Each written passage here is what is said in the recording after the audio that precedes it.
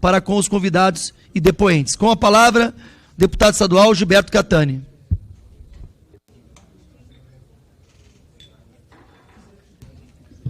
Obrigado, senhor presidente dessa comissão, senhoras, senhores parlamentares. Eu gostaria de dizer a todos que sou um pequeno produtor rural do estado do Mato Grosso. Eu moro na cidade de Nova Mutum, num assentamento chamado Pontal do Marape, no lote 297. Portanto, sou um assentado do INCRA. Obrigado, meu amigo. Sou um assentado... Alô. Estamos aqui, peraí, só um minutinho.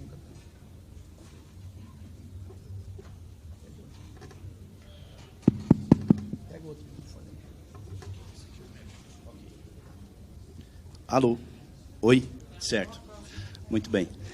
Sou um assentado do INCRA, fui assentado no ano de 1998, a minha carta de ocupação é de 1998, a minha CIPRA no INCRA.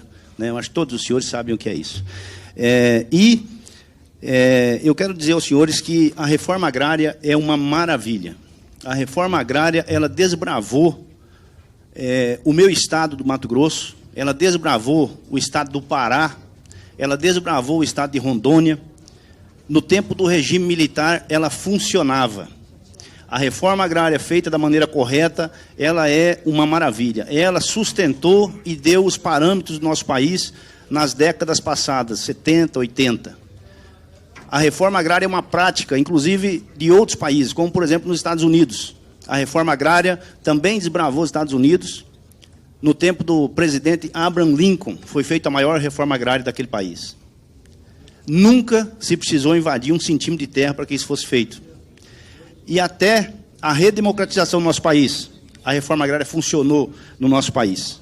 Ela realmente se dispôs a fazer a colonização e a distribuição de terras no nosso país e funcionou. Eu falo isso de viver isso, de ver isso.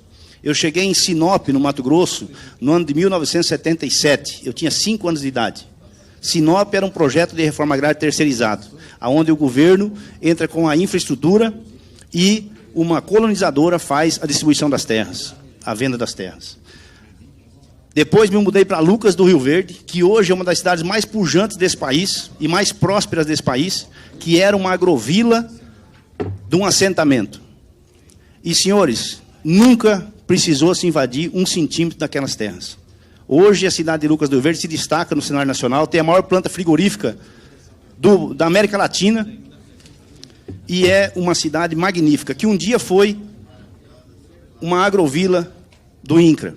Daquela cidade, senhores, saíram os maiores produtores de soja do planeta, entre eles o nosso vice-governador do estado. Foi um dia assentado do INCRA e prosperou. E por que eu estou dizendo tudo isso?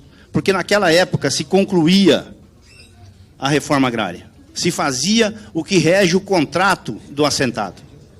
E para isso, senhores, é muito fácil entender o que aconteceu com a reforma agrária. Nós tivemos no decorrer do nosso país várias leis que modificaram o sentido da reforma agrária. E eu tenho assistido todas as sessões dessa CPI, e eu noto que às vezes isso falha ao entendimento de muitas pessoas por falta de conhecimento, de não saber o que de fato é a reforma agrária e como que tudo se deu. Primeiro, senhores, nós temos uma divisão dentro da agricultura. Quando se criou a lei da agricultura familiar, se separou a agricultura em 2 pedaços. Um pedaço que chamam de Salvador do Mundo, que produz 70% de alimento para o povo, que é a pequena agricultura, deram um nome, fizeram políticas públicas para ela, que é a chamada agricultura familiar. Outra é o agronegócio, que é o bandido, que envenena, que mata. Isso tudo, senhores, é mentira, são falácias. A agricultura é uma só, e ela sobrevive uma só. Se alguém aqui comeu um ovo frito, eu sempre repito isso, esse ovo só teve esse ovo porque tinha o soja e o milho para a galinha comer. E se alguém fritou esse ovo, foi num óleo de soja. E se foi numa banha de porco, também precisou do soja e do milho. A agricultura é uma só. Quando dividiram a agricultura, criou-se um cisma que faz hoje com que as pessoas sejam inimigas dentro de um setor só. Isso é uma prática ferrenha dentro do nosso país. Divide-se tudo para poder conquistar.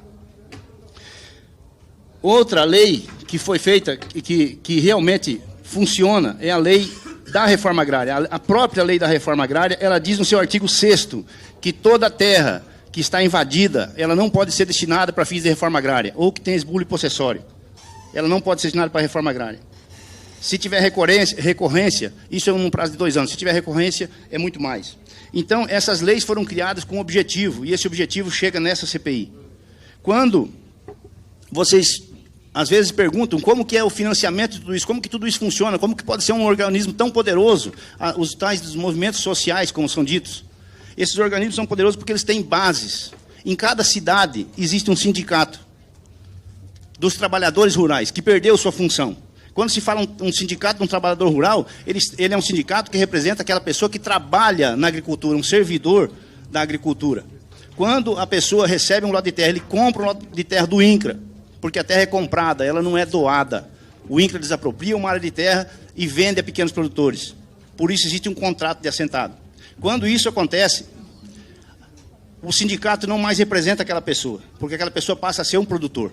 E quando eles pegam um sindicato e colocam o sindicato como representante da agricultura familiar, está errado. O sindicato dos trabalhadores rurais não representa os produtores rurais, representa os trabalhadores rurais. Todo sindicato é ligado a uma central, que é uma federação, chamada, lá no meu estado, de FETAGRE, e depois ligado à CONTAG. Então, eles têm uma organização no país inteiro. É isso que os senhores precisam se atentar quando se fala sobre financiamento. Quando se fala sobre os programas, onde os senhores visitaram aqui na CPI, um lugar que estão chamando de Centro de Doutrinação. Existe um programa, foi falado ontem aqui, inclusive o líder máximo do MST falou aqui ontem, se orgulhando de ter formado advogados num programa chamado Pronera. Os nossos filhos são obrigados a estudar nas escolas, doutrinados pelo MST, e nós nada podemos fazer. Eu tenho 3 filhos, 2 deles estudaram numa escola com esse regime que o Pronera impõe, aonde faz exatamente a doutrinação dos nossos filhos para criar os tais dos 100 terrinhas. Se os senhores digitarem 100 terrinhas em qualquer rede social, os senhores vão saber do que eu estou falando. Eu acho que todos já sabem. O INCRA, recentemente, com a nova política que se instalou, retornou um programa chamado CONDRAF, que é um conselho para trabalhar junto com os movimentos ditos sociais, que de sociais não tem nada. São movimentos. Quando se fala em criminalização do MST, senhores, os senhores não precisam criminalizar o MST, ele já é criminoso. O movimento que está se pintando de social já é um movimento à margem da lei, já é marginal por si só, porque não existe nenhuma lei que legitimize a invasão de propriedade privada. Quando, no passado, foi debatido outras vezes em outras CPIs, inclusive teve a CPI da FUNAI e do INCRA, que foi debatido assuntos relevantes, mas que no final o resultado foi somente para os assentados que estão lá, que eu repito, não são assentados do MST, são assentados que são colocados pelo governo federal num programa de reforma agrária que é bom, mas que foi desvirtuado. Naquela CPI criou-se inclusive uma lei que proíbe a transferência dos lotes. É um direito previsto inclusive no contrato, tanto na lei da reforma agrária, como no Estatuto da Terra e no contrato do assentado. Quando se faz um assentamento, senhores, o governo primeiro compra uma área, adquire essa área.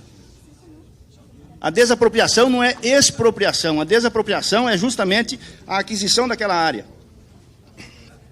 As benfeitorias são pagas em dinheiro e a terra é paga com títulos da dívida agrária.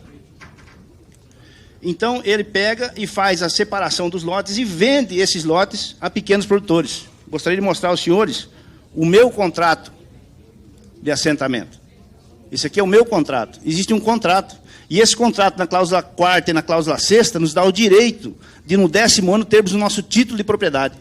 O que aconteceu durante todo esse tempo, de Fernando Henrique para cá, é que nós não tivemos o direito de propriedade. Por isso chegamos onde chegamos. Eu escutei na reunião de ontem que se os senhores quiserem acabar com invasões, é só colocar todo mundo, dar terra para todo mundo. Eu digo para os senhores, se quiserem realmente fazer a reforma agrária, deem o nosso direito, que está rezado em contrato, para que cada assentado possa ter o seu título e ser proprietário da sua área. Aí sim, estaríamos fazendo a reforma agrária no nosso país. Quando acabou a CPI da FUNAI e do INCRA, houve um acórdão do TCU. Esse acórdão que houve no TCU, ele criou regras, criou situações para os assentados que tornou inviável a produtividade em todos os assentamentos. Quando eu escuto aqui pessoas dizendo que o MST produz arroz orgânico, eu gostaria que me mostrassem qual região do MST, onde está a fazenda, onde está o sítio, onde está a chácara, onde está o metro quadrado de terra que eles têm que produzem o arroz.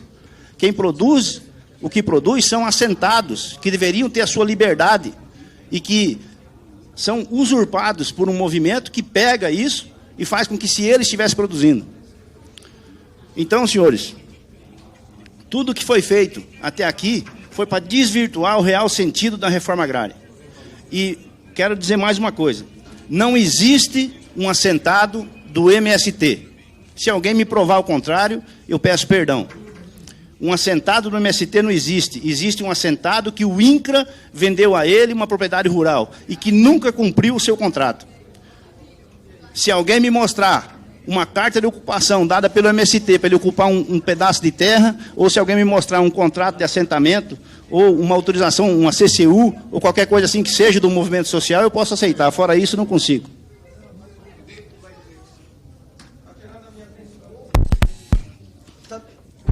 Deputado Abílio, por favor. Deputados.